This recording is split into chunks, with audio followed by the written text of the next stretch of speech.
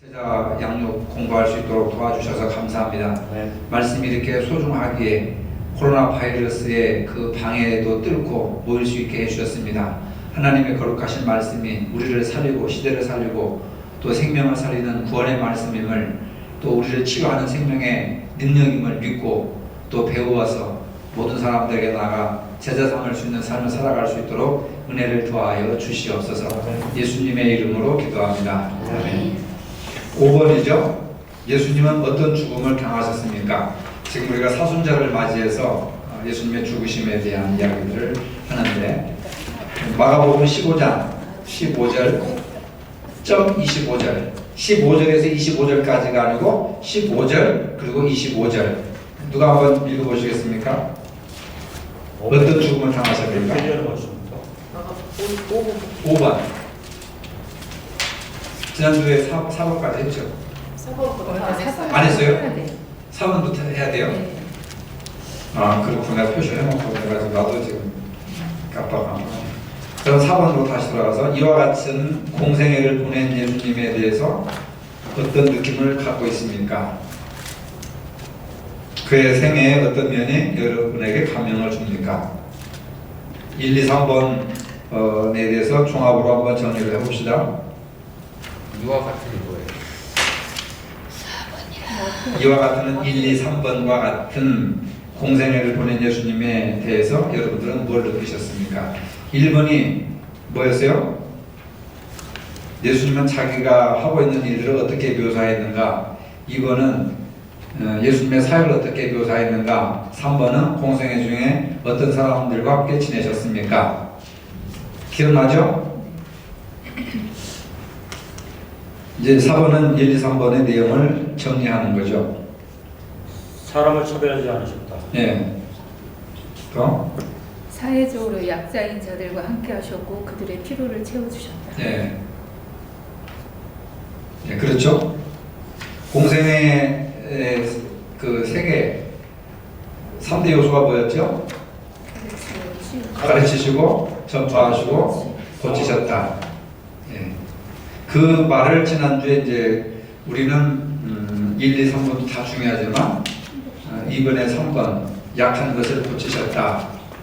치유자가 되어야 된다 하는 그 부분에 대해서 이야기를 했죠. 그렇죠? 여러분 일주일 동안 치유자가 되셨습니까? 의사 선생님들만 빼고. 육적인 치유보다도 우리는 육적인 치유를 하는 의사가 아니니까 하여튼 마음의 치유자. 그렇죠? 또 상처받고 어려움을 당하는 사람들을 위로해주고 치유해주는, 교회가 앞으로 그런 방향으로 이제 나가야 되지 않을까. 그렇죠? 자, 쳐다보지 마시고 중요한 거니까 이런 것들이. 오늘 낮에 설교와 연관되어 있는데, 오늘 낮에 설교의 어떤 느낌 하면 또 광대한가요? 오늘 낮에 설교에 자기가 받은 은혜 있으면 한번 나눠봅시다. 오전에 책 봐서 나오는 게 아니에요, 이구사님. 책 안 나. 오늘 낮에 설교 낮에 설교하고 다 잊어버렸어요? 들을 때 열심히 들었는데 음. 지금은 생각 하나도.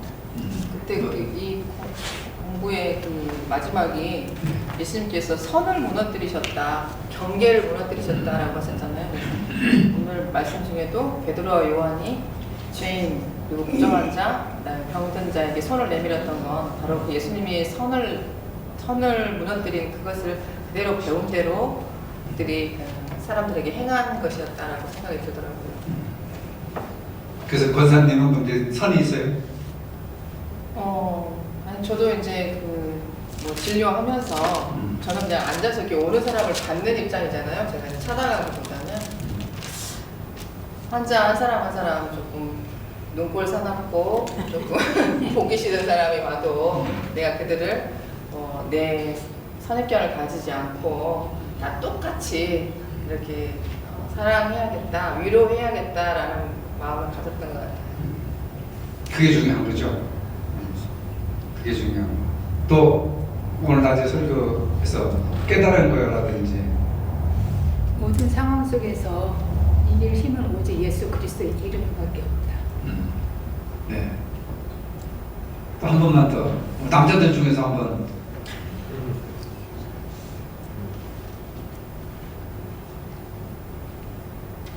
말씀 다 하시는데요? 그래서 양성 안 하신 것 같은데. 아니 권사님하고 사모님이 다 말씀. 아, 중요한 거 다 하셨다고? 결국 제가 바라본 예수님은 예수님의 관심은 하늘나라에 있는 것이 아니라 인간에게 있어요. 예수님의 관심은.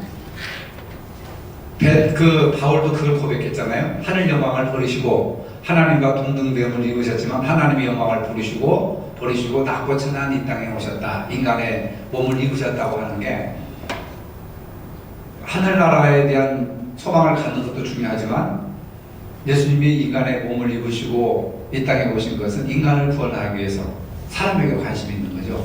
사람만 관심이 있는 것이 아니라 모든 생명 있는 존재들에게, 피조물들에게 관심을 가지셨는데 우리는 자꾸 예수님을 하나님 이렇게 하늘나라로 올라가신 분으로만 높고 높은 곳에만 계시는 분으로 자꾸 이렇게 예수님을 쫓아내고 있는 것 같아요. 그래서 마태, 마가, 누가, 요한복음을 보면 하늘나라에 대한 이야기보다 이 땅에서 어떻게 살아야 될 것인가. 그래서 병 고치고 치유하고 가르치시고 선포하시고 치유하시는 그 초점이 인간에게 있는 거죠. 그런데 우리 성도들은 인간에게 초점을 맞춰야 되는데 자꾸 인간에게 초점을 안 맞추고 다른 데다 초점을 맞추잖아요. 그러니까 낮에 설교했지만 그 40년 동안 걷지 못하는 사람으로 살았던 그 사람은 죄인이고 부정한 사람이고 혐오스러운 인간. 지금 우리 시대의 화두가 뭐예요? 혐오라는 말 들어봤죠? 장애인에 대한 혐오, 그 다음에 여성에 대한 혐오, 그 다음에 뭐 갖지 못한 자들에 대한 혐오라고 하는 것은 배척하는 거죠. 너와 나 사이에 저 바다가 있다. 이 경계선 선이 있다. 그래서 그 기생충 같은 영화에서도 선을 넘지 말아라. 냄새가 난다. 하는 게 이게 혐오죠. 그렇죠.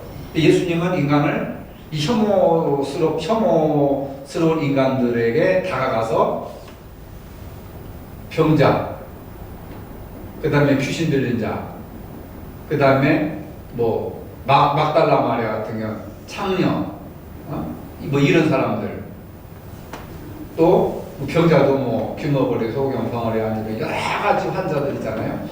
당시 유대 사회에서는 이 사람들을 혐오의 대상으로, 이 사람들을 구원받지 못하는 이방인들보다 더 혐오스러운, 그래서 이 사람들을 죄인 또는 부정한 자, 이 사람들은 죽여도 법적인 책임이 없어요. 사람이 아니기 때문에. 이런 사람들을 예수님은 찾아가셔서 손잡아 주시고 치료해 주시고 회복시켜 주시고 구원해 주셨다. 내가 온 것은 잃어버린 자를 찾아, 혐오스러운 죄인과 병자들, 부정한 사람들을 찾아 인간으로 만들기 위해서 오셨다라고 하는 예수님이 땅에 오신 목적을 분명하게 안다면은 우리가 예수님이 어디에 관심을 갖느냐. 예수님은 바리새인들,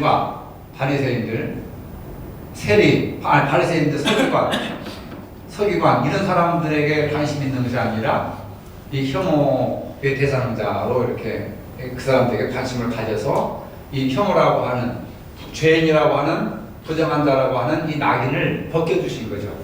그게 구원인 겁니다. 그 당시 사회에서는. 근데 오늘 우리가 기독교라고 하는 이름으로 여성들, 그 다음에 인종차별, 여성차별, 그 다음에 뭐 학력차별, 그 다음에 또 빈부 격차, 빈과 부 격차, 이런 것들을 계속해서 지금 우리가 혐오를 해나가는 거예요.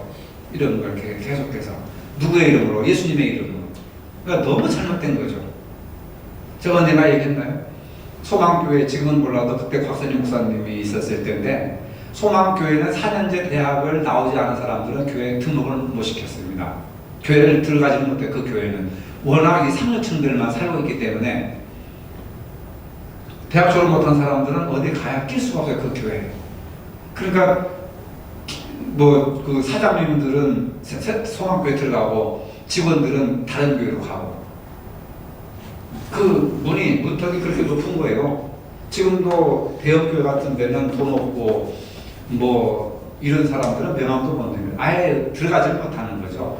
뭐 그 사람들 바리새인들이네요. 네? 바리새인들이요. 바리새적인 요소가 많이 있죠. 그런 부분에 있어서. 예. 근데 그 믿음을 갖고 또한 믿음의 깊이가 있는 사람들도 그거에 대한 반박을 하지 않았다는 자체는 또 문제가 있다고 보지 않습니까? 그러니까 뭐냐면 자기들끼리 동질의식을 느끼는 거예요. 우리는 가진 사람들이고 뭐 강남에 있는 사람들이고 아파트를 가지고 있는 사람들이고 무슨 사회적으로 이런 어떤 레벨에 있는 사람, 화이트 칼라 누가 정해주진 않았지만 묵시적으로 자기들끼리 이렇게 정해져 있어요. 근데 그 틈바구니를 뚫고 들어가지를 못해요. 지금도 대형교회에서는 여러분 그렇잖아요. 봉고차 끌고 어떤 호텔에 들어갈 수 있습니까? 누가 오라고 못하지만 차를 당하잖아요. 그렇죠? 호텔 같은데 작업복 입고 들어갈 수 있어요? 적어도 정장 정도를 하고 사람 들어가야 사람 차별받고 사람 취급받고 그러지. 그런 거예요. 그러니까 뭐 법은 없어요. 법은 없고 그걸 정해놓은 사람은 없지만은 그걸 뭐 카르텔이라고 하는데 그 영역에 들어오면 이 사람은 이제 처단을 해야 돼요. 우리 사회가 그렇게 형성돼 있어요. 우리 사회가. 그래서 우리 사회의 1%가 우리 상류사의 1%가 99%를 뭐 먹여 살리고 경제의 모든 권리를 이 사람 1%들이 다 쥐락펴락 한다고 하는 말이 있잖아요. 이게 스카이캐슬 영화. 네, 스카이캐슬 그 드라마를 보시면 야 이게 우리 사회인가 할 정도로 왜 그렇게 길을 쓰고 서울대 연대 고대를 보내려고 하는지 보여요 그게. 그래서 그렇게 해서 꼭 저렇게 보내려고 하는 그 마음. 이래서 이 사람들이 그 서울대 연대 고대를 보내려고 하는구나. 거기에 들어가지 못한 사람들은 사람 취급을 하질 않습니다.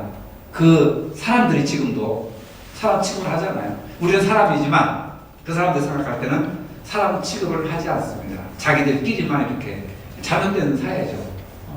이제 그래서 교회조차도 믿는 사람들조차도 그렇게 해서는 안 되고 이런 사람들에게 우리가 따뜻한 마음으로 사람답게 사랑으로 이렇게 인정해주는 그게 사랑이고 그게 예수님의 마음이고 그래서 이제는 우리가 그 사람들을 이런 사람들을 치유해주는 우리 사회에서도 보세요. 베트남에서 온 사람, 뭐 필리핀에서 온 사람, 중국에서 온 사람 차별 많이 하잖아요.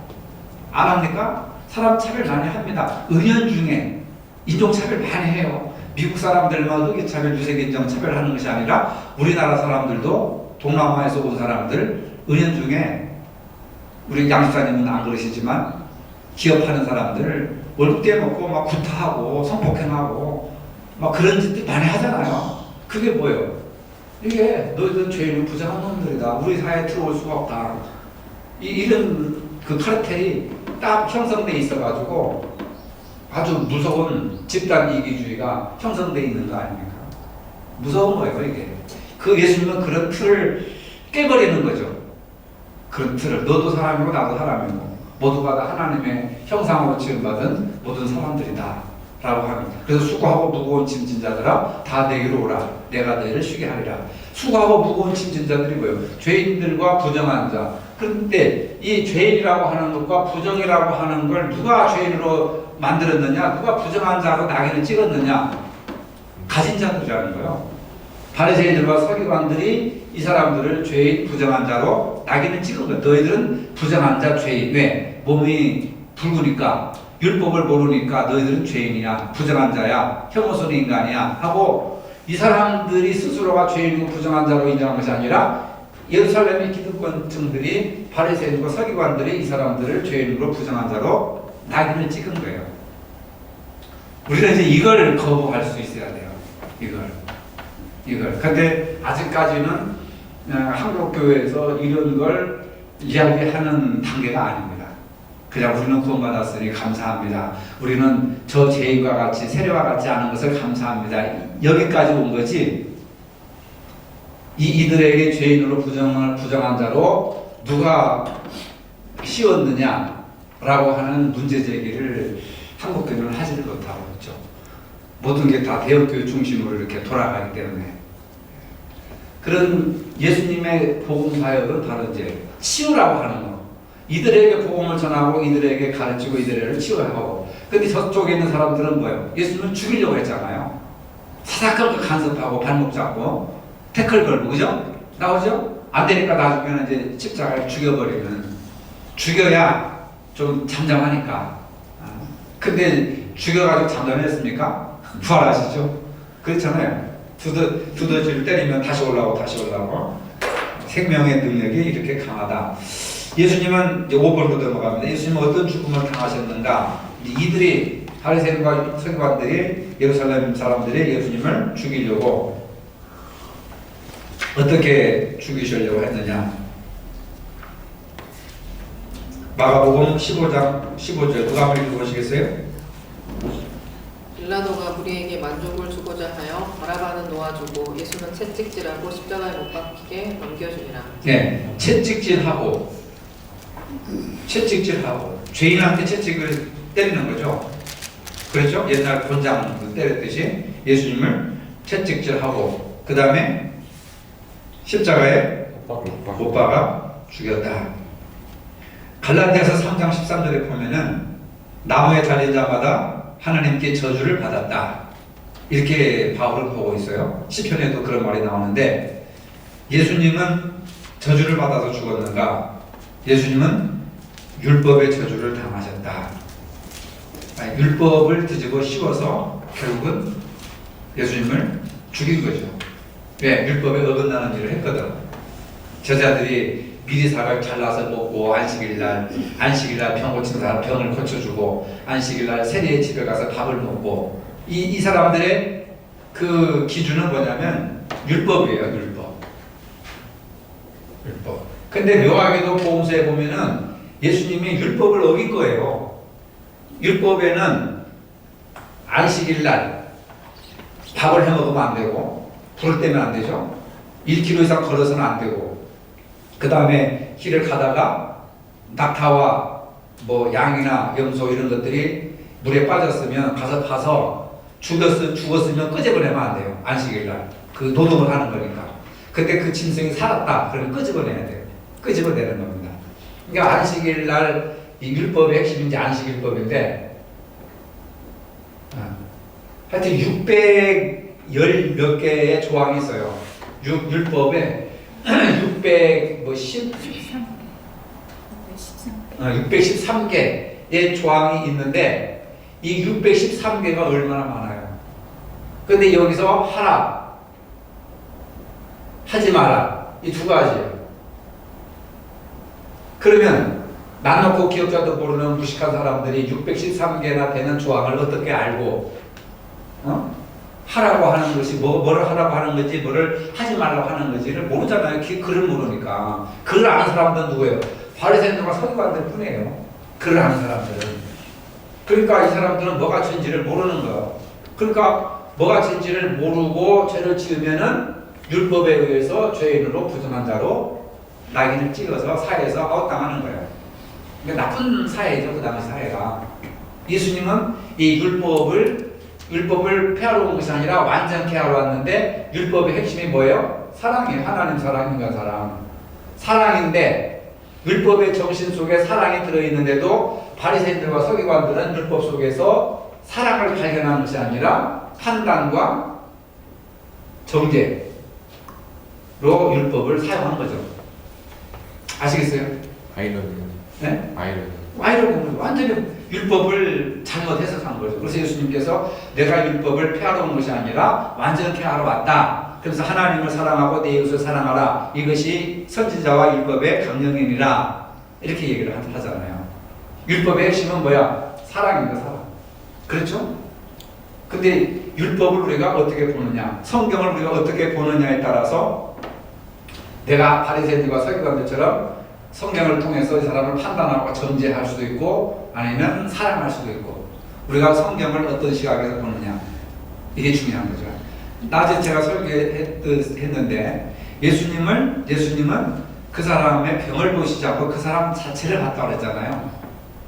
그렇죠? 우리는 뭡니까? 뭐 어떤 사람의 문제, 그 사람의 죄를 봐요. 네가 이걸 잘못했으니까, 네가 이것을 잘못했으니까 그 사람을 보는 것이 아니라 그 사람이 행한 잘못에 대해서 평가를 하고 지적을 하잖아요. 그렇죠? 그때 우리는 이제 베드로와 요한처럼 그 사람의 문제를 보는 것이 아니라 그 사람 존재 자체에, 사람 자체에 관심을 가져야 되는 거죠.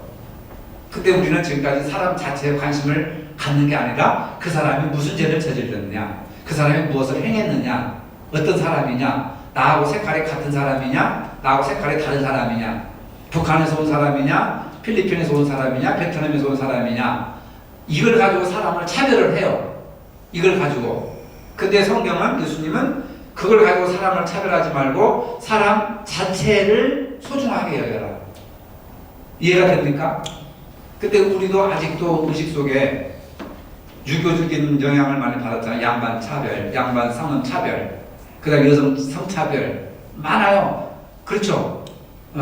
남존 여비 사상, 그 다음에 이렇게 경상도 사람들은 양반 계급에 속하고 전라도 사람들은 그 상민층에 속하고 그것이 은연중에 한국 사람들의 의식 속에 들어있어요. 지금도. 전라도는 별로 그런 생각을 안 하는데 경상도 가면은요, 그건 우리 피부로 느껴집니다. 느껴져요.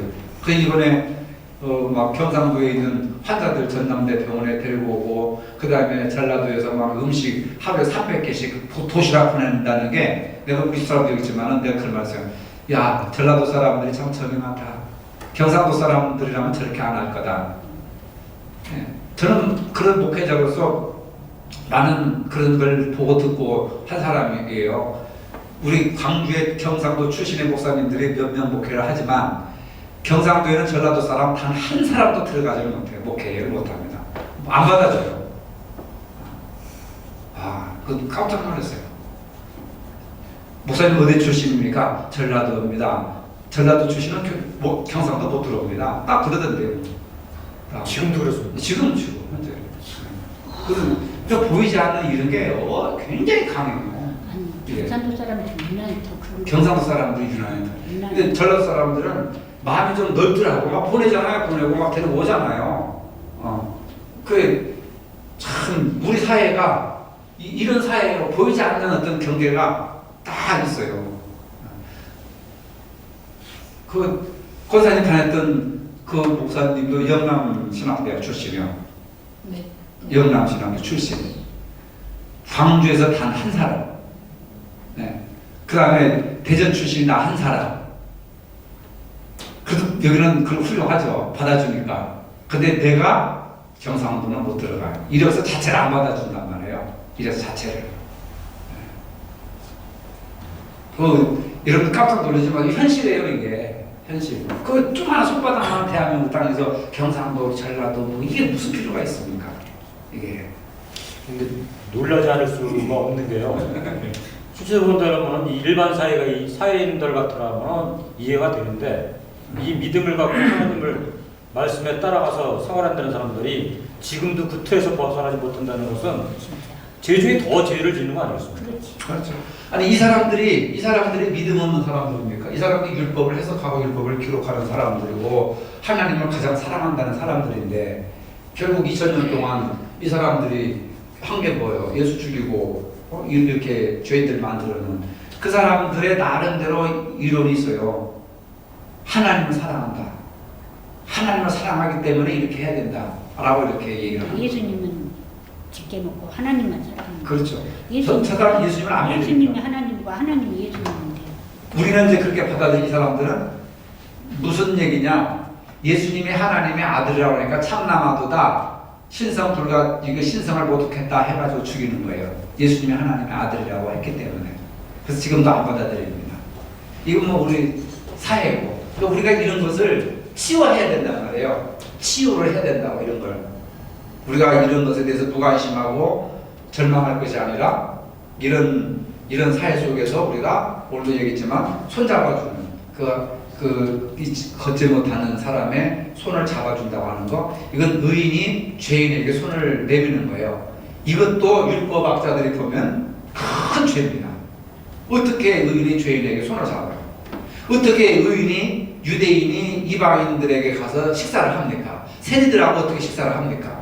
어떻게 7 귀신 들린 그 여자가 예수님 곁에 와서 수종 들고 예수님 앞에 가까이 올 수가 있습니까? 이건 도저히 있을 수 없는, 하늘이 두쪽나도 있을 수 없는, 그래 이 사람들은 자기들이 어렵다고 생각해요.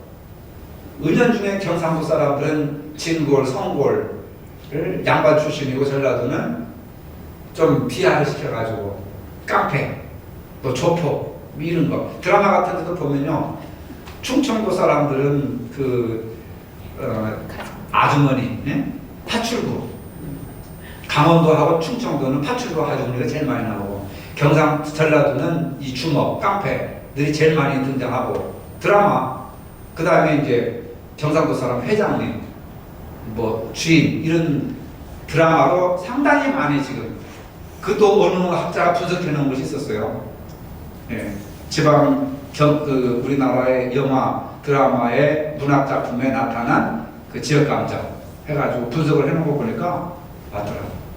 지금도 은연중에 모든 사람들 속에는 이 혐오와 배타적인 그런 감정이 상당히 많이 있다. 이걸 우리가 이제 넘어서야 돼, 교회는. 이걸 넘어서야 됩니다. 그래서 모든 사람들과 함께 형제 자매가 돼야 되죠. 그 경계를 무너뜨리신 분이 예수님이셨고, 수고하고 무거운 짐진 자들아 내게로 오라. 그러면서 이 사람들은 사마리아 지역에 가지도 않았지만 예수님은 사마리아를 가서 여인과 함께 우물가에서 물을 마시고, 이건 혁명적인 행동이에요. 이런 것들이 그냥 우리는 우리 목이 말라서 물을 마셨구나 했지만 그게 아니에요. 유대인들은, 바리새인과 서기관들은 사마리아 지역에 가지도 않았어요. 사마리아 지역을 통과하면 3일 만에 갈 수 있는 길을 사마리아 지역은 부정하다고 해서 사마리아를 둘러서 열흘 정도 더 고생하고 그 길을 가는 거예요. 근데 예수님은 사마리아를 통과했잖아요. 사마리아 여인과 만나서 대화도 했잖아요. 유대인들이 생각하면 이 예수는 죽여야 돼요. 율법에 의하면. 왜냐하면 사마리아 사람들이 이방인들과 결혼해서 피를 섞었거든, 혼혈을 했거든요. 그래서 부정한 놈이다 해가지고 사마리아 사람들은 쳐다보지도 않고, 땅을 쳐다보지도 않고 사마리아인들은 이방인들보다 더 나쁘게 이렇게 생각을 했어요.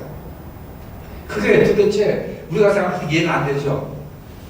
근데 우리도 그런 바리새인들이나 서기관 같은 율법의 어떤 의식이 있어가지고 사람을 혐오하고 배타하고 이렇게 편가르게 하는 그런 일들이 우리도 은연중에 있다. 우리 마음속에, 의식 속에서도 은연중에 있다. 구약에서는 다르지 않나요? 그 말라기에서는 이방인과 피가 섞인 거를 이제 부정하다라고 말을 하잖아요. 구약에서는 그렇게 했죠. 근데 예수님은 이제 그걸 새롭게 이방인도 구원받을 수 있고, 구약에서는 그게 거룩이었어요.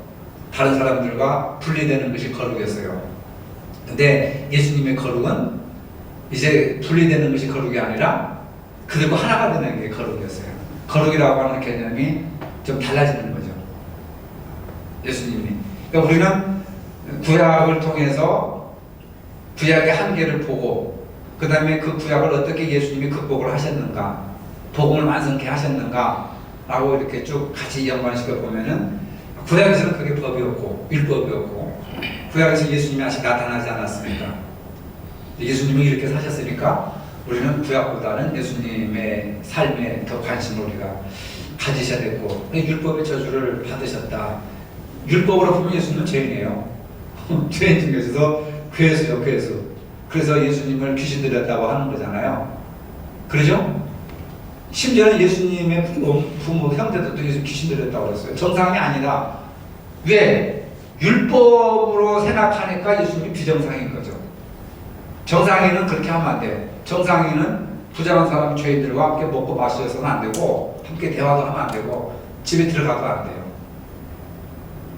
그게 정상이었어요. 율법. 그러니까 우리는 율법을 깨트리고 복음으로 들어가야 되잖아요.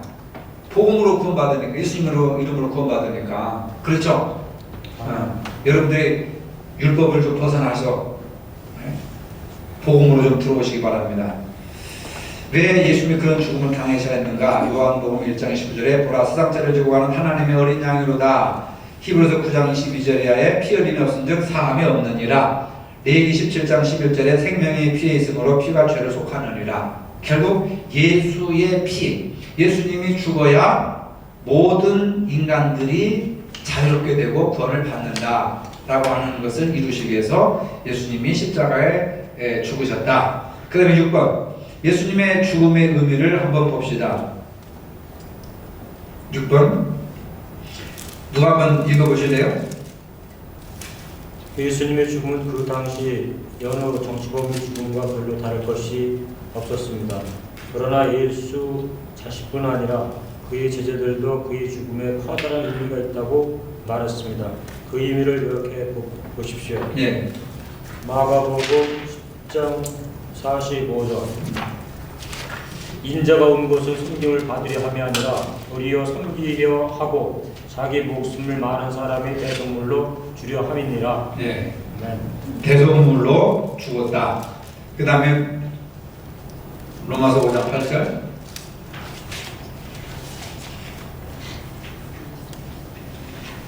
읽어보세요. 로마서 5장 8절. 우리가 아직 죄인 되었을 때에 그리스도께서 우리를 위하여 죽으심으로 하나님께서 우리에 대한 자기의 사랑을 확증하셨느니라. 예.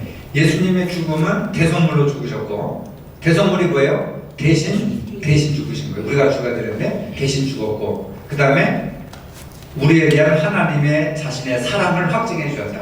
사랑을 보여주신 거죠. 죽음으로써 내가 너희를 이렇게 사랑한다. 말로만 사랑하는 건 사랑이 아니라고 그랬죠.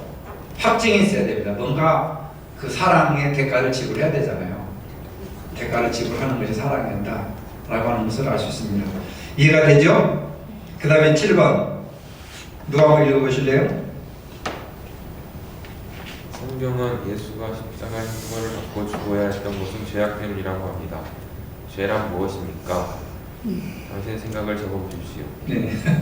한번 얘기해봐요, 진석. 제가 뭔가? 알고도 저지르는 죄와 부지불식간에 행하는 타인을 향한 모든 십자가형을 죄라고 생각합니다. 집단. 부지불식간에 행하는 타인을 향한 모든 십자가형. 타인 향한 모든 십자가형. 십자가? 형. 예. 또 죄란 무엇인가? 여러분들이 한번 생각을 해보세요. 뭐가 죄라고 생각하십니까? 여기서 말하는 것은 예수님의 죄를 생각하라는 거죠.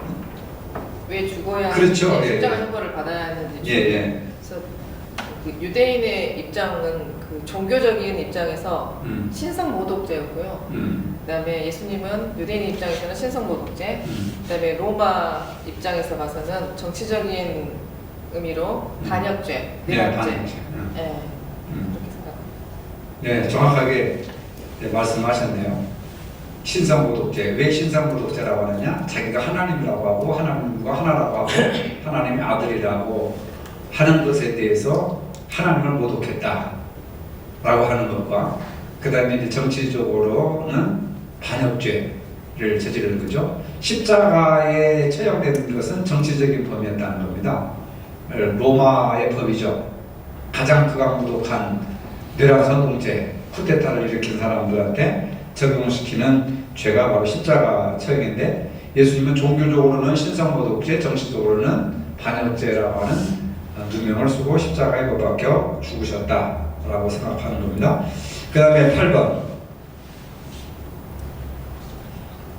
성경은 누가 한번 읽어보실래요? 성경은 죄의 기원과 결과를 무엇이라고 말합니까? 로마서 3장 23절 모든 사람이 죄를 범하였음에 하나님의 영광에 이르지 못하더니 로마서 5장 12절 그러므로 한 사람으로 말미암아 죄가 세상에 들어오고 죄로 말미암아 사망이 들어왔나니 이와 같이 모든 사람이 죄를 지었으므로 사망이 모든 사람에게 이르렀느니라. 예. 아멘.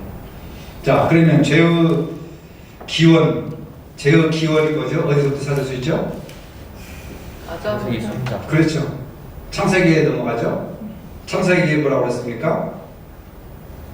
선악을 알게 하는 나무를 따먹지 말라고 했는데 그 열매를 따먹음으로써 죄가 들어온 거죠. 죄의 기원이 선악과에 있는 거죠. 그러면 죄의 결과는 뭐예요? 죽음이죠. 죽음, 사망. 사망이죠. 그러니까 여기 죽음의 사망이라는 걸 여러분 잘 아셔야 됩니다. 생물학적인 죽음을 얘기하는 게 아니에요. 사망을 얘기하는 게 아닙니다. 자, 보세요. 아담과 하와가 범죄하고 죽었습니까? 안 죽었죠. 안 죽었죠? 몇백 년 살았잖아요. 그러면 선악과를 따먹고 살았네. 죄의 결과는 죽음이라면서 죽음이라는 게 뭐냐? 성경에서 말하는 죽음이라는 게 뭐냐? 우리는 그냥 숨 넘어간 걸 죽음이라고 하잖아요. 심장이 먹고 생물학적으로 죽은 것을 죽음이라고 하죠. 그것도 죽음이라고 합니다. 성경에서의 죽음, 성경에서의 죽음이라는 건 생물학적인 죽음이 아니라 뭘까요? 하나님과 영이 죽음. 하나님과 관계가 끊어진 것, 단절. 이 사람들이 선악과를 따먹고 어떻게 됐어요? 에덴 동산에서 쫓겨났잖아요. 그리고 이제 땀 흘리면서 수고하고 자식을 낳고 막 이렇게. 예? 죽음이라고 하는 것은 하나님과 관계 단절. 예. 그게 성경에서 죽음이라고 하는 거죠. 그래서 그 나인성 과부의 딸 예수님께서 이 사람이 죽은 것이 아니라 뭐한다? 잔다. 잔다. 성경에서 생물학적인 죽음을 잔다라고 해서 잔다. 잔다는 무슨 뜻이에요? 언젠가는 일어난다는 거죠. 그러니까 우리가 며칠 후 며칠 후 요단강 건너가 만나는 이것은 죽음이 아니라 잠시 동안 잠자는 것이고, 성경에서 말하는 죽음은 미래의 죽음이 아니라 지금의 죽음을 말하는 거예요. 하나님과 관계가 단절된 사람은 다 죽은 사람이에요. 권사님 말처럼 영이 죽은 거예요. 안 믿는 사람들 다 죽어 있네. 그렇죠. 안 믿는 사람들은 영이 죽은 거죠. 그들을 살리기 위해서 생명의 복음을 전해야 된단 말입니다. 이해가 되죠? 네. 그러니까 하나님과 관계가 단절된 거예요. 그러면 인간관계 속에서도 여러분들이 남편과 관계가 아주 안 좋다. 그럼 남편과 관계가 죽은 거예요. 이해가 되죠? 어떤 사람과 원수가 됐다. 관계가 단절되면 그 사람과 관계는 어떻게 된 거예요? 죽은 거예요. 이해가 됩니까?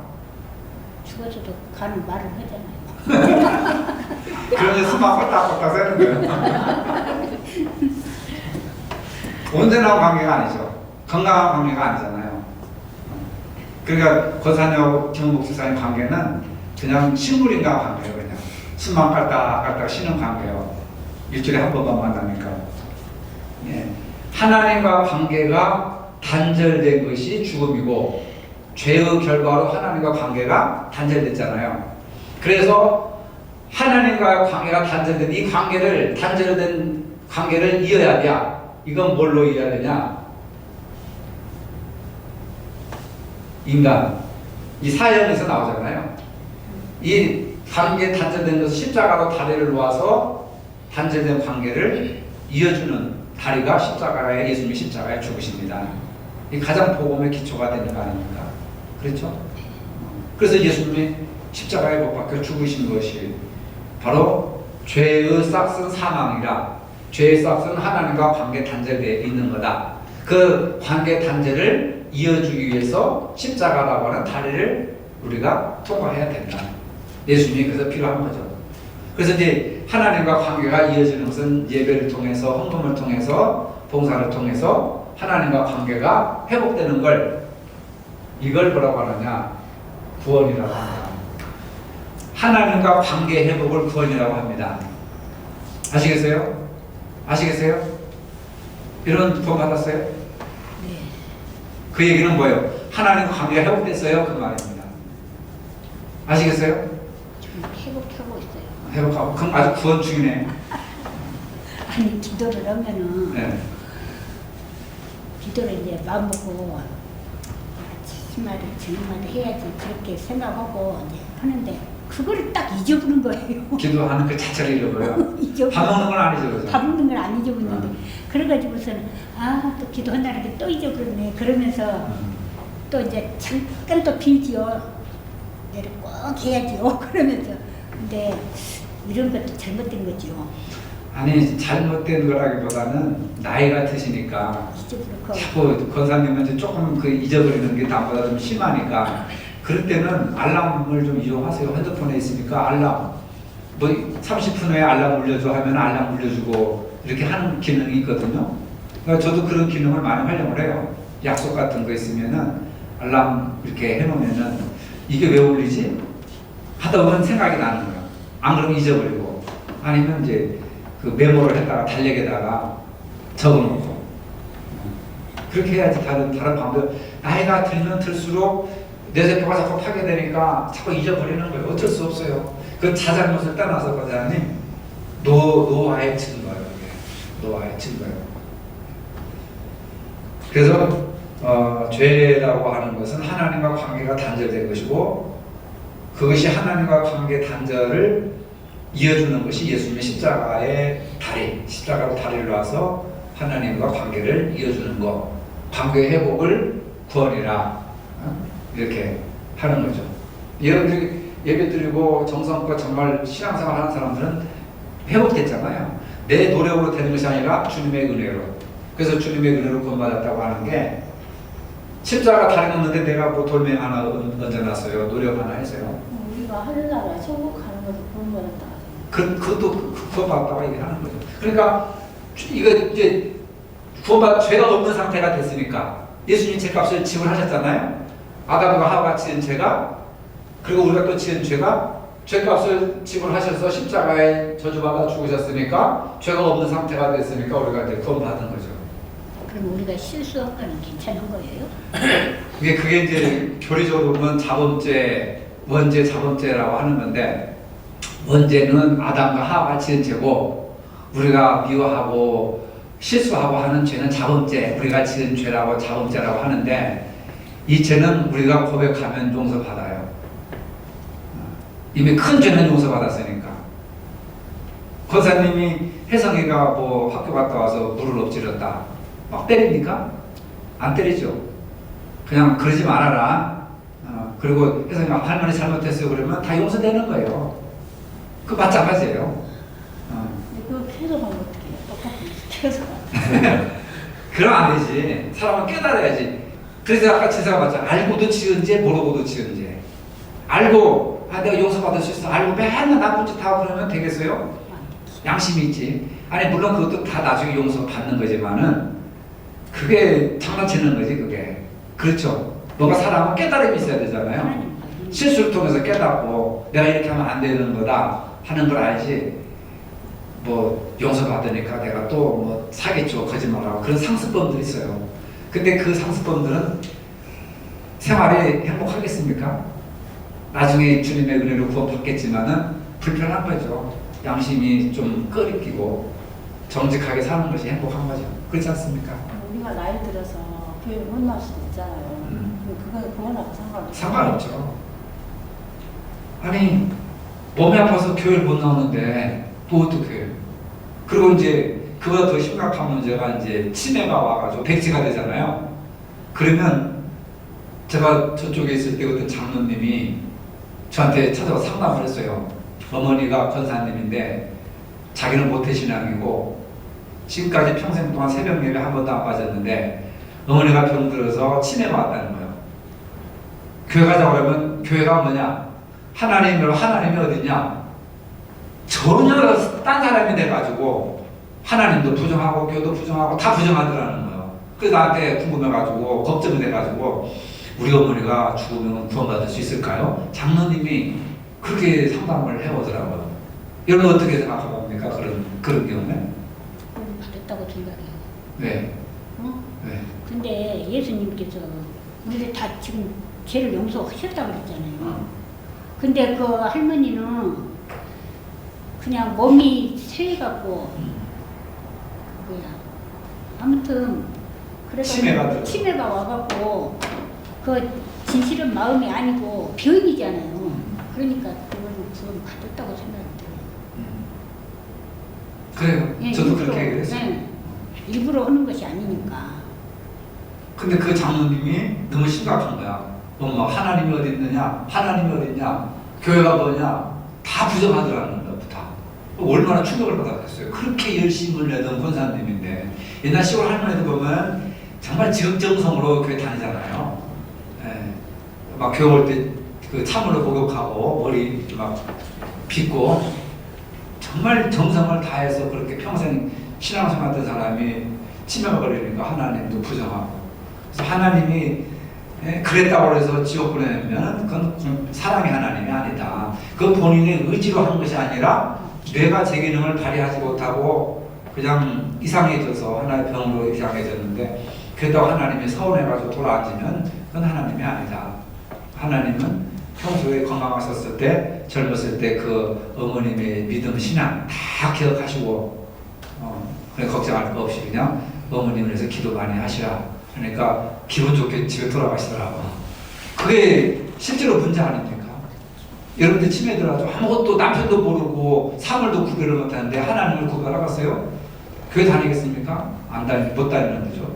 안 다니니까 못 다니고 하나님에 대한 인식을 안 하는 거잖아. 못 하는데 그렇다고 몇 년 동안 병 걸리는 그 상태 속에서 이놈이 나를 배신해? 그런 하나님은 아니잖아요. 그렇죠? 사랑의 하나님이니까. 그런 면에서 우리가 좀 너그러운 마음을 가지는 게 좋겠다. 그 다음에 이제 9번, 재기원을 했죠.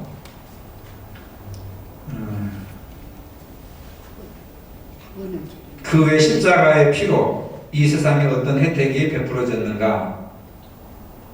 에베소서 2장 13절 14절 한번 누가 읽어보실래요? 이제는 전에 멀리 있던 너희가 그리스도 예수 안에서 그리스도의 피로 가까워졌느니라. 그는 우리와 합병이신지라.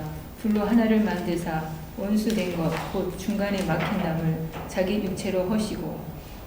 예, 예수님이 십자가에서 죽으심으로써 죄 문제를 해결해 주셨는데 이 죄 안에 여러분들의 죄도 포함됐다고 생각하십니까? 그거죠?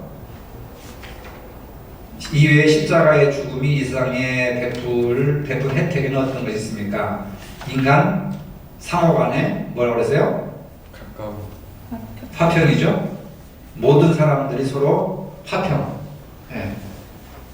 여기에 부정한 자나 죄인들이나 모든 사람들이 예수의 피로 화평을 이루는 거예요. 평화가 이루어지는 거예요. 그러니까 모든 사람들과 더불어 화평하시기 바랍니다. 가장 중요한 게 뭐예요? 자기 가족과 화평이 제일 어려운 거죠. 집안 식구가 원순이라 한 것처럼.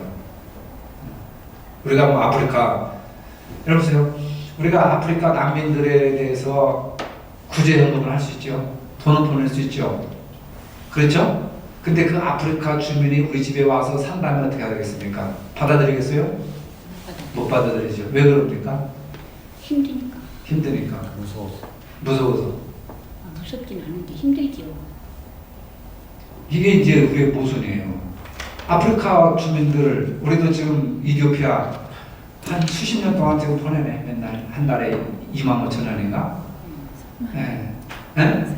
3만 원? 깜짝 놀라서 자동이체 해가지고 한 거의 20년 다 돼가는데 만약에 그렇게 한 달에 3만 원씩 보내는데 정부에서 이 사람을 6개월 동안 당신 집에 데리고 있으라 그러면 엄청 불편해요. 그래서 저는 그런 생각을 해봅니다. 먼데 있는 아프리카 주민들을 위해서 한 달에 3만 원씩 보내는 게 거짓말 20년 정도 돼가는데 그 사람을 우리 집에서 데리고 한 1년 동안 1개월 동안 먹여 살리라고 하면 하겠지만 목사라 하겠지만 불편하지 않겠는가? 때는 힘들지 않겠는가? 멀리 있는 사람은 도와주는데 그 사람을 가까이 집으로 모시라고 한다면 왜 못하는가? 불편하고 힘들고 부담되고 우리가 그런 삶을 살고 있어요. 먼데 사람들은 사랑하죠. 북한의 주민들, 뭐 중국에서 뭐 핍박받는 형제들, 뭐 아프리카 뭐 이렇게 빈곤에 휩쓸려 있는 어린 아이들 사랑해 주세요 하면서도 정작 내 집 옆에 있는 내 부근에 가까이 있는 사람들은 우리가 사랑하지 못하는, 네, 불편하고 또 부담스럽고 이런 걸 우리가 어떻게 해야 돼요? 극복을 해야 돼요. 극복. 그렇다고 그 사람들 데려다가 집안에서 먹여 살리라 할 수는 하지는 못하는 거지. 그런 법도 없고. 그렇죠. 그러니까 그 사람이 우리 집에 오는 것이 낯설고, 첫째는 낯설고 불편한 거고. 서로가 네. 근데 아브라함은 3명의 천사가 왔을 때 어떻게 했어요? 낯선 사람이 찾아왔어. 대접을 해줬습니다. 어떻게 대접했어요? 좋은 염소를 잡고 양을 잡고 송아지를 잡았어? 송아지를 잡고 엄청 비싼 송아지를 잡고 버터를 만들고 우유를 만들고. 자기가 한 것이 아니라 밑에 사람 해나가려고. 아무튼 밑에 사람이 한 것은 결국 그 주인이 허락을 했기 때문에 한 거죠. 그죠? 우리가 물질론을 좀 할 수 있지만 내가 수고를 안 하는 곳이잖아요. 우리가 물질론을 먼 사람 보냈는데 너무 내가 육체적으로 또 부딪히고 하니까 안 하려고 하잖아요. 돈을 줄 수 있지만 그거랑 똑같은 게 돈 벌 때 힘들잖아. 육체를 써갖고 돈을 벌었잖아. 그렇게 하고 생각이 맞는 사람 없어요. 실제로 송아지를 잡고 빵을 만든 사람은 하인들이지만 그 돈을 지출하고 그런 허락을 한 사람은 아브라함이니까 하인들이 잘했다고 칭찬한 것이 아니라 아브라함의 믿음을 이야기한 것이죠. 그렇죠? 그러니까 우리는 아브라함과 다른 게 뭐냐면 우리는 먼 데 사람한테 돈을 보낼 수 있어. 근데 그 사람이 내 집에 왔을 때는 불편한 거예요. 근데 아브라함은 자기 집에 찾아온 낯선 사람을 불편하게 생각하지 않고 환대를 했어. 그걸 뭐라고 하냐면 환대라고 하는 거, 환대. 좀 낯선 용어지만 환대. 환영해서 대접한다. 이 말을 환대라고 하는 거죠. 반대는 적대. 예수님이 수고하고 무거운 짐진 자라 다 내게 오라. 이거 환대예요, 적대예요? 환대죠. 환영해서 대접하는 거죠. 환영해서 대접하는. 돈으로 하든 선생님, 돈으로 하든 하인들이 하든 집주인을 허락을 해요. 하는 거니까.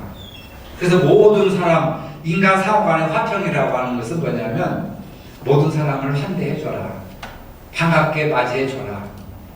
그거죠. 근데 우리는 불편하잖아요. 내 돈 들여서 써야 되고 힘들죠. 누구랑 밥 한 끼 하려도 아이고 피곤한데 뭘. 아이고 밥 한 끼 하려면 돈 들어가. 그런 생각을 먼저 해요, 안 해요? 하죠. 그렇잖아요, 그죠?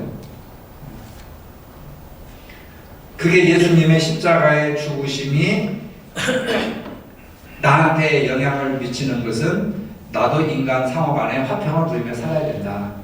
화평을 하세요. 화평. 그 다음에 골로새서 1장 20절 읽었습니까? 읽어보세요. 골로새서 1장 20절. 그의 십자가의 피로 화평을 이루사 만물 곧 땅에 있는 것들이나 하늘에 있는 것들이 그로 말미암아 자기와 화목하게 되기를 기뻐하심이라. 예. 무엇과 화평? 만물. 자, 예수님의 십자가로 중요한 거요. 예수 그리스도의 십자가로 첫째로는 인간 화평, 인간 간의 상호, 모든 사람이 서로 화평하게 지내는 것이 예수님의 십자가의 은혜고, 두 번째로는 화목. 누구와? 모든 사람들과 1번이고 그건. 골로새서 1장 20절은 누구와 화평? 화목? 예? 하늘이 본문을 읽어봐요. 본문을. 책도 못 했는데 만물이라고 하잖아요. 만물이 뭐예요? 모든 것 다 그걸 뭐라고 그래요? 두자로 자연. 지금까지 우리가 인간과의 화평만 얘기했지 자연과의 화평은 얘기하지 않았잖아요. 그렇죠? 이 공과 책이 이 성경 이 책이 참 좋아. 인간 상호 간의 화평, 예수님의 십자가의 보혈의 의미는 인간 상호 간의 화평, 인종차별, 성차별 이런 거 다 철폐해야 된단 말이에요. 그 다음에 자연과의 화평. 자연과의 화평은 뭘 어떻게 무슨 의미로 받아들일 수 있을까요? 동물 네? 권리. 생물과 동물과 식물과 모든 생명이 있는 짐승들, 심지어는 미생물까지도 하나님의 창조물이 피조물이기 때문에 예수님의 십자가의 보혈로 이것들과 화평을 이뤄야 된다. 근데 기독교는 지금까지 예수님의 십자가로 우리 죄 문제만 해결된다고만 그것만 가르쳐 왔죠. 그 중요한 거죠. 그렇지만 인간 상호 간의 화평과 자연과의 화평, 이게 굉장히 중요한 거예요. 그래서 자연은 제3의 인간의 이웃이다 이렇게 얘기를 합니다. 지금. 그러니까 우리가 콜라를 이렇게 헐벗고 콜로라 때문에 자연을 하고 해서 많은 이게 굉장히 창세기에 보면은 동물을 피채 먹지 말아라 하는 말, 그 다음에 무지개 홍수 사건 이후에 하나님이 노아와만 언약을 맺으신 것이 아니라 자연 동물과 자연 동식물과도 언약을 맺었어요. 니느웨가 멸망할 때 인간만 구원받은 것이 아니라 짐승까지도, 노아의 홍수 때 인간만 들어간 것이 아니라 짐승 동물까지도 다 연관이 있어요. 예수님이 40일 동안 광야에서 금식하실 때에 짐승들이 와서 수종들은 들었던 거 기억나십니까? 예수님이 탄생하실 때 마구간에서 태어나신 거. 우리는 오직 인간 중심적으로만 인간만 구원받는다고 생각하는데 예수님의 십자가의 능력이, 보혈의 능력이 이 자연까지도 구원시킨단 말이에요. 골로새서 1장 20절, 자연과 하나님과의 화평. 그러니까 자연을 함부로 훼손하면 안 되죠. 그렇죠? 자연은 보복을 합니다. 자연은 살아있는 유기체예요. 제가 이런 얘기를, 창세기를 가지고 목사님한테 얘기를 해도 생육하고 지배하고 번성하고 다스려라, 그렇기 때문에 무조건 우리가 파괴하고 먹어도 된다, 이런 고정관념에 사로잡혔어요. 창세기 1장 26절 이하에 보면은 정복하고 다스려라 이 말은 함부로 죽이고 먹고 잡아먹고 파괴하라는 그런 말이 아니라 하나님이 우리에게 자연을 섬길 수 있는 청지기로 세워주셨다. 청지기예요, 청지기.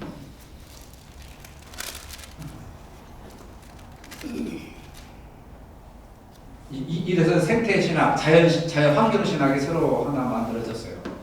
제가 이 부분에서 연구를 많이 해서 글도 많이 쓰고 그랬는데, 이건 뭐 여기서 잠깐 얘기해야 될 성질이 아닙니다. 대학에서 한 학기를 가르쳐야 돼요. 자연 환경신학에 대해서. 어떤 십자가의 죽으심으로 모든 인간 상호 간의 화평을 누리고 또 자연과 화평을 누리는, 이미 하나님과 자연과는 화평을 누렸어요. 예수님의 십자가를 통해서. 근데 우리 인간과 자연은 적대관계에 있어, 적대관계. 자연을 막 파괴하고 환경을 오염시키고, 그런 면에서 4대강 사건을 저는 막 반대하고 총에다가 건의하고 글도 쓰고 그렇게 됐잖아요. 했잖아요. 그래서 지금 자연 다 22조를 다 쏟아붓고도 자연이 살아났습니까? 4대강이 살아났습니까? 이명박 측근들만 부자가 됐죠. 그런 마인드를 사랑의 교회 오정현 목사가 그때 국민일보에다가 뭐라고 썼냐면은 4대강 사건은 하나님의 뜻이다 해가지고 글을 썼어요. 나도 지금 기억나는데 그걸 보고 내가 국민일보를 끊어버렸는데, 이 사람의 논리는 뭐냐면 한강을 개발하고 이런 낙동강 이런 것을 개발해가지고 거기다 운하를 띄워서 마음껏 러시아나 유럽으로 관광을 갈 수 있다. 페리오 같은 큰 배를 띄워가지고 얼마나 환상적인 얘기고 얼마나 은혜스러운 얘기입니까? 그래서 모두 한국교회가 이 일을 해서 기도해야 되고 그리고 이명박 정권이 하는 사대강 사역에 찬성해야 된다. 이런 글을 국민일보 한 면에다가 다 실었어요. 그거 국민일보 한 면에다가. 국민들도 다 반대했잖아요.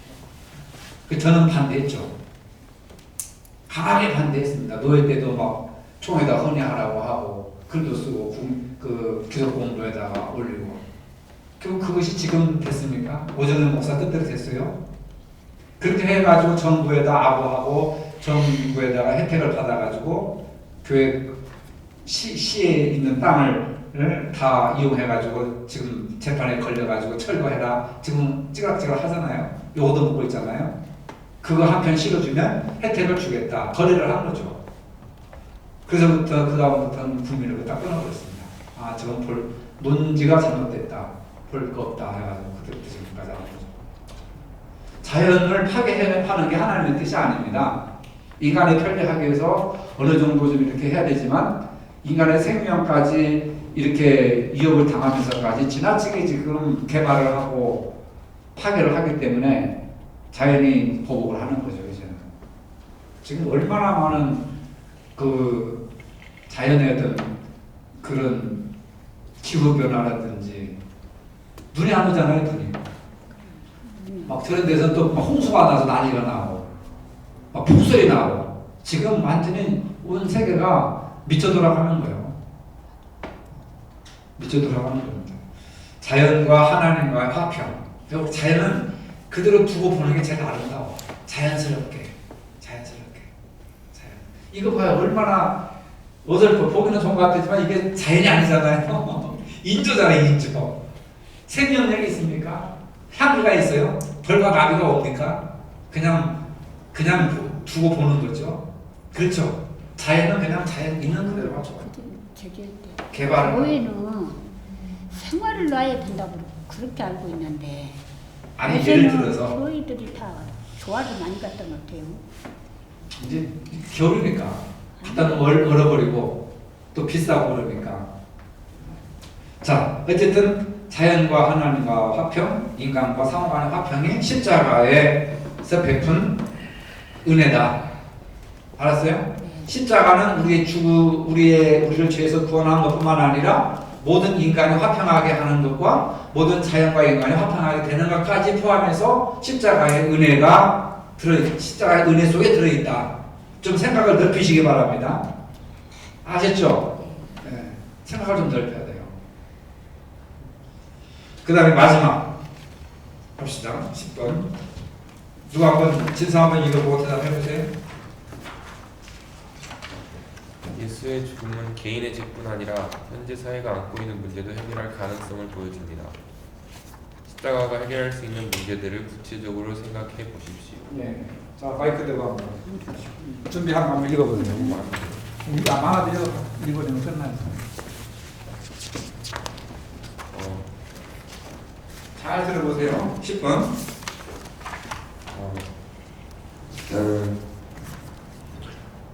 그는 우리의 화평이신지라 둘로 하나를 만드사 원수된 것 곧 중간에 막힌 담을 자기 육체로 허시고.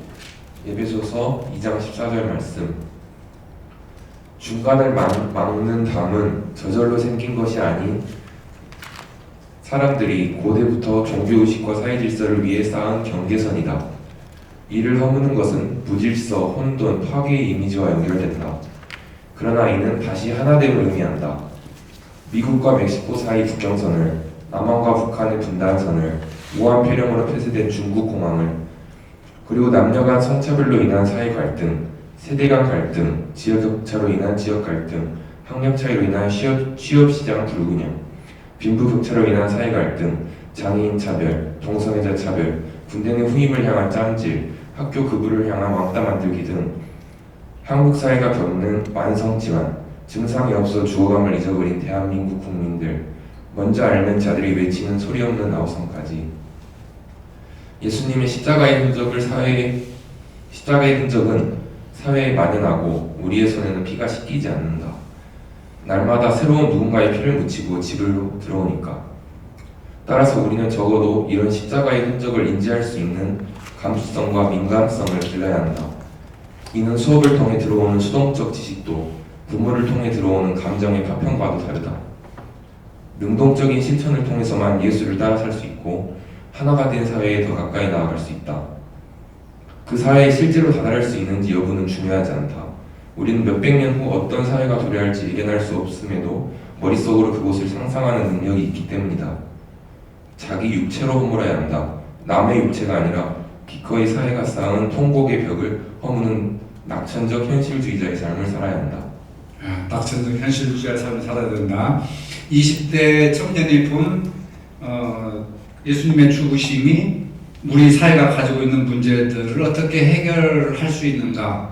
예수님의 죽으심이 단지 영혼뿐만의 문제뿐만 아니라 우리가 안고 있는 이 현실적인 그 문제들을 어떻게 해결할 수 있는가에 대한 이야기를 하고 있는데, 하나, 둘, 셋, 넷, 5가지로 얘기할 수 있습니다. 첫째, 에베소 2장 14절 15절에 보면 민족 간의 화평. 예수님의 십자가의 죽으심이 민족 간의 화평을 이루셨다. 에베소 5장 24절 25절에 보면 부부 간의 화평.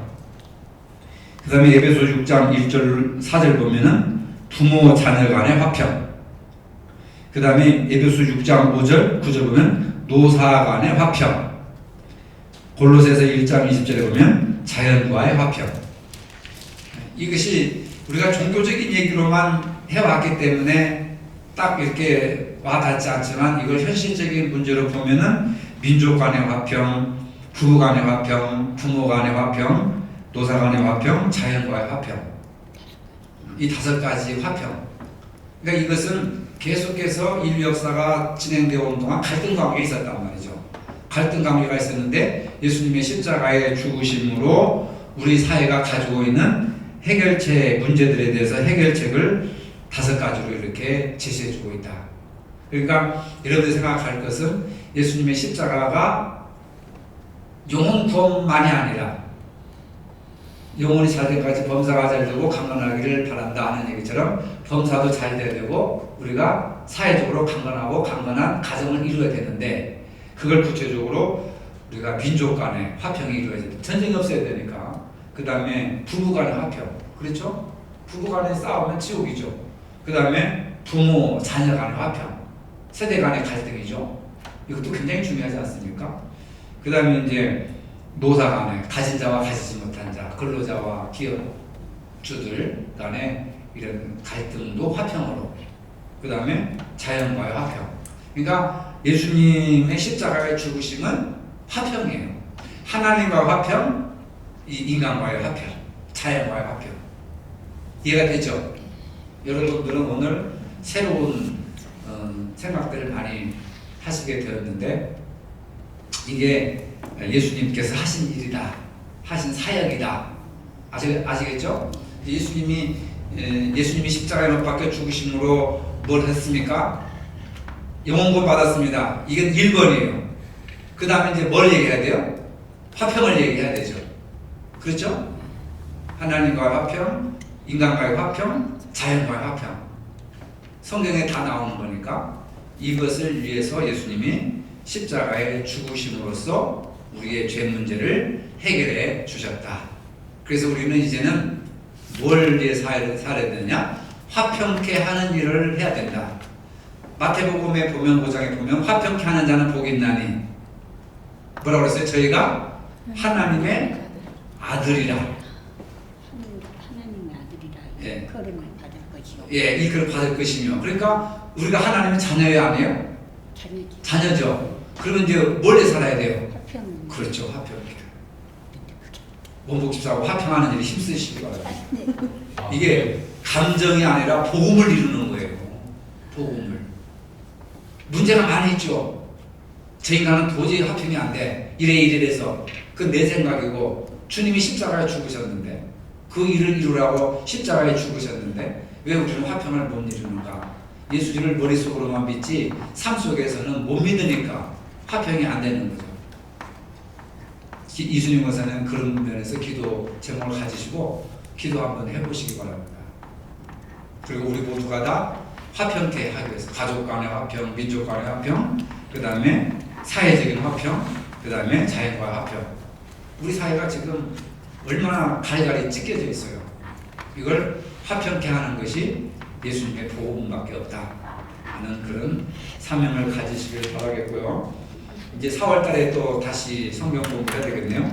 오늘 우리 권사님이 나눠주신 로마서 6장 4절과 에베소서 1장 22절의 말씀을 배워보시고, 세 번째 만남은 예수는 지금 무엇을 하고 있느냐. 제목이 참 좋아. 예수는 누구십니까? 예수는 어떤 일을 하셨습니까? 예수는 무엇을 하고 있느냐. 궁금하죠, 그죠? 네, 궁금하죠. 예수님은 지금 무엇을 하고 있느냐 궁금합니다. 같이 이렇게 공부하면서 막연히 믿었다고 생각하는 예수님에 대해서 구체적이고 현실적인 것과 접점을 찾아서 해결하는데 같이 힘을 얻었으면 좋겠습니다. 오늘 배운 거에 대해서 혹시 질문 있으면 피곤하시고 힘드신데 끝까지 참석해 주셔서 감사합니다. 잠깐 기도하겠습니다. 주님 감사합니다.